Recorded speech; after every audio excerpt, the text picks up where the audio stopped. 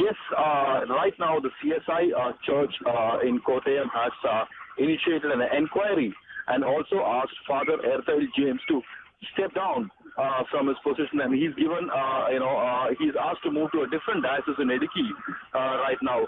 Yes, the whole, the CSI was forced to take action after the 11-minute audio clip surfaced, which we managed to access yesterday from Sister Anupama. We know what the 11-minute clip was all about. Father Erthayil James, who's also belonging to the CSI, in the behalf of Bishop Franco Mulekil, has clearly tried to influence one of the nuns who was supporting the victim in this case. He was trying to lure her, and also at one point of time, even asked her, saying that they are even ready to even build a convent and also, give 10 acres of land for the six nuns. So this was the kind of statement that, the conversation which was going on. And then at one point, we also saw Nun Anupama retracting back and saying that, we have our dignity that has to be upholded, and we have been supporting the nun who's the victim and will continue to do so. So this has come as a huge setback for the church, and the church today, the CSI church has convened a meeting and also issued a circular to the believers today afternoon explaining their stance. So yes, this comes as a huge piece of evidence against Father Bishop Mulekil, who's yet to be questioned in the next 48 hours by the Kerala police. Tomorrow they're going to Jalandhar, where they'll be questioning him, and most probably an arrest will take place in the next 48 hours. Right, but Vivek, this is once again indicative the extent to which this alleged crime and efforts there that were being made to silence other people who've been supporting the victim here as well. Vivek, please stay on with us. Let's get in a word here from activist Brinda Adige with us over the phone line. Thanks for being with us, Brinda. In your view, it takes an audio clip to go viral for the church to act against a concerned bishop. This is the most disturbing situation. One, we already have a law, and IPC 376 is very clear. Rapist, anybody who is abetting, should be booked. Now, that has not been done. The second part, after Nirbhaya, we are very, very clear with the Justice Verma Commission that all support be extended, protection, safety be extended to the victim and the witnesses.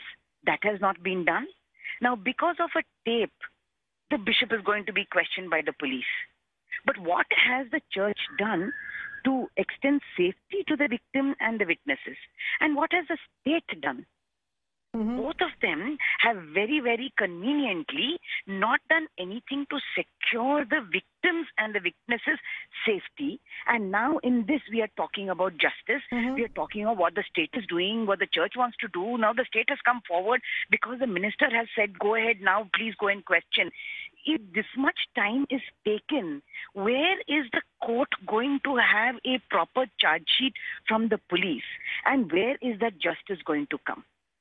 We are talking day in and day out of securing our entire criminal justice system in a manner that will get justice to this victim. That has not happened over here. And we are now saying, oh great, now the bishop is going to be questioned. That's right. Fine. Are you going to have your audio and video tape on? Because that is a requisition and that has been allowed for. So do it so that you do not repeat this process again and again and say, oh, but we lost the papers, we don't have the deposition, the statement is not there. We are talking of fast-tracking the entire case.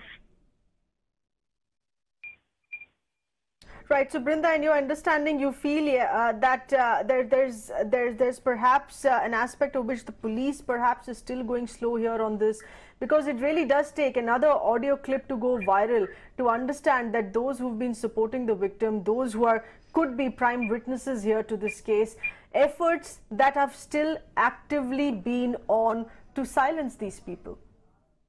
Absolutely. The police are not only going slow, the police need to be registered for dereliction of duty because they are not even following up on the standard operating procedures laid down by law. That is something that the police do not need any kind of encouragement or prompting from anybody. You just follow the law. You just follow the procedures and do whatever you have to do in the capacity of an investigating officer to secure this case and forensic evidence and extend safety to victims and witnesses so that we will get justice. But that is also not being done. This tape has now come out and now they are saying, chalo, we will go and do questioning. Only based of yet another audio clip having gone viral, but nevertheless, this is about the new news tightening in for those who've attempted to silence a victim of sexual assault. Brinda,